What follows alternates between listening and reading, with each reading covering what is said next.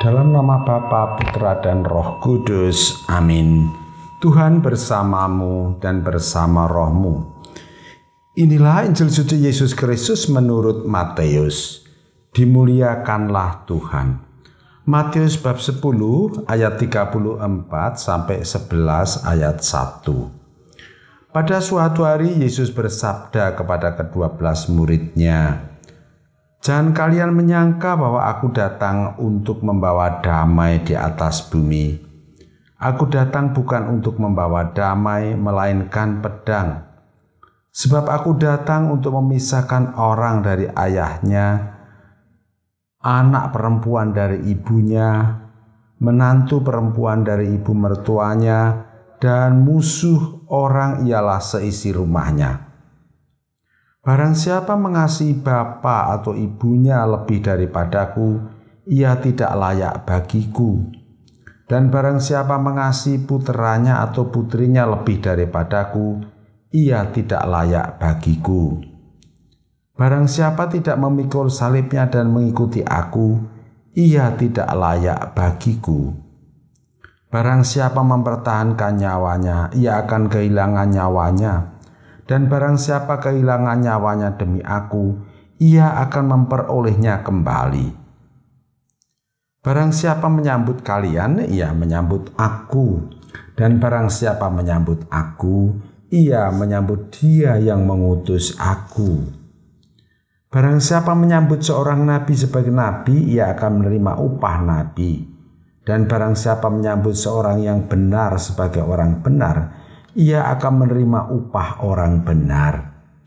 Dan barang siapa memberi air sejuk secangkir saja kepada salah seorang yang kecil ini, karena ia muridku, aku berkata kepadamu, sungguh ia takkan kehilangan upahnya."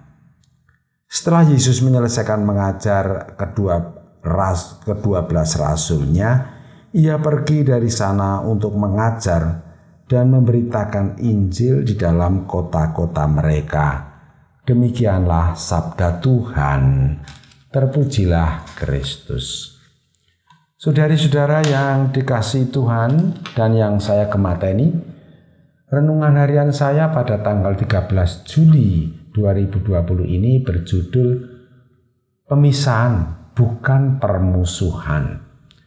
Bacaan diambil dari Matius bab 10 ayat 34 sampai 11 ayat 1. Saudara-saudara, renungan saya ini mirip dengan renungan pada tanggal 28 Juni yang berjudul Komitmen Mengikuti Yesus. Bacaannya juga sangat mirip. Kalau hari ini bacaannya dari Matius 10 ayat 34 sampai 11 ayat 1, bacaan pada tanggal 28 Juni itu Matius 10 ayat 37 sampai 42. Maka dari itu renungan saya ini merupakan kelanjutan dari komitmen mengikuti Yesus. Saudara-saudara, suatu ketika saya mendengarkan sharing seseorang yang membawa kesan mendalam bagi saya.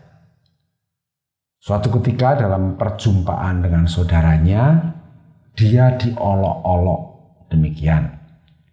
"Dek, apakah kamu tidak keliru menjadi pengikut Yesus?" "Keliru bagaimana, Thomas?"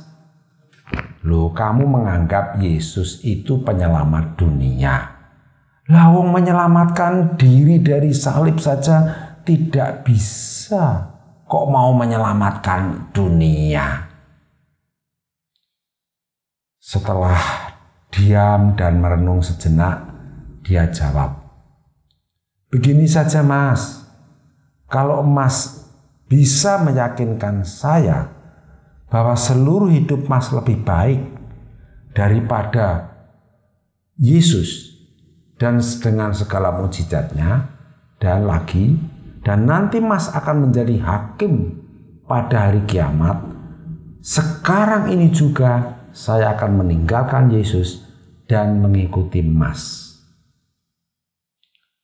Kembali suasana hening. Saudara-saudara, yang mengesan bagi saya bukan bagaimana ia memenangkan perdebatan dengan teknik argumentum ad hominem, artinya langsung menyerang kehidupan pribadinya, tetapi bagaimana dia menutup pembicaraan itu dengan ramah dan simpatik. Bagaimana tuh? Ia mengakhiri pembicaraan dengan mengatakan, "Mas, dalam prinsip hukum kasihnya, Yesus mengajarkan agar kami memperluas persaudaraan. Dengan kata lain, kami mengupayakan persaudaraan bukan permusuhan. Mereka yang memusuhi saja didoakan, syukur-syukur bisa menjadi saudara. Lah kok malah yang bersaudara mau dijadikan permusuhan?" Lalu pembicaraan berakhir dengan damai, meskipun awalnya agak kaku, tetapi persaudaraan menjadi cair kembali. Saudara-saudara, pada bacaan Injil hari ini, Matius 10 ayat 34, Yesus bersabda kepada ke-12 muridnya, "Jangan kalian menyangka bahwa aku datang untuk membawa damai di atas bumi. Aku datang bukan untuk membawa damai, melainkan pedang." Di tangan dokter, pisau menjadi alat untuk mengoperasi, memisahkan bagian yang sakit dan yang sehat. Di tangan Yesus, pedang dipakai untuk bukan membunuh, tetapi memisahkan. Memisahkan apa? Memisahkan orang-orang yang mengupayakan persaudaraan dengan orang-orang yang mengupayakan permusuhan. Sekali lagi, memisahkan antara orang-orang yang mengupayakan persaudaraan dan orang-orang yang mengupayakan permusuhan. Kita bisa belajar dari sejarah kita bagaimana Belanda menggunakan taktik divide et impera, politik adu domba. Dengan demikian, orang yang sudah bersaudara dibuat bermusuhan untuk bisa dikuasai.